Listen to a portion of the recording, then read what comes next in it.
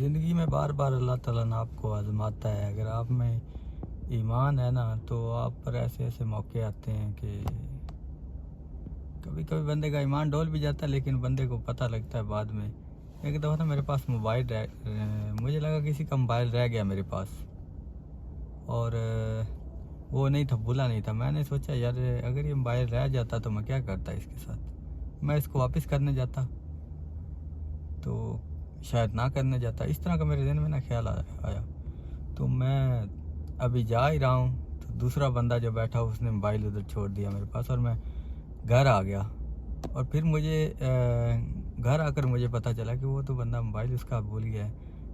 तो मैं स्पेशल उसके लिए गया, उसको देने गया। तो मतलब ये बंदे को अपने ईमान का भी पता चलता है कि यार बंदे में अभी है। तो पहले का भी रहता तो मैंने देने जाना था। तो ये बंदे का इस तरह से हर वक्त बंदे की आजमाइश हो रही होती है, और वो सवाब जो है वो बंदे के साथ फिर क़यामत तक चलता है। मोबाइल का कितनी देर चलना था, वो बड़ी याद है मैं कितनी देर इस्तेमाल कर लेता। तो ज़्यादातर टैक्सी वालों के पास मोबाइल रह जाते हैं, तो इनको वापस करने चाहिए। एक बंदा सवाब पता नहीं मिलना है नहीं मिलना, वो तो क़यामत के दिन फैसला होना है। लेकिन ये आपकी वजह से एक बंदा कितने सुकून में आ जाता है। अभी मेरा मोबाइल जब गुमा था तो मुझे पता है यार कितनी बंदे को टेंशन होती है, उसमें डाटा होता है कितना।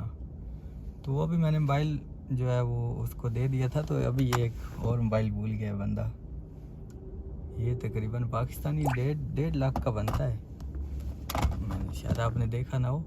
तो ये 1.5 लाख का बनता है। ये मैं अभी देने आया हूँ उसको, उसकी गली में ही खड़ा हूँ, तो उधर मैं वीडियो रिकॉर्ड कर रहा हूँ कि आपकी वजह से मतलब यार आसानियाँ पैदा करनी चाहिए। कितनी इसमें किसी का कितना डाटा होता है, तो उसका एक फ़ायदा होना चाहिए बंदे का, अगर आपके हाथ में कुछ हो तो।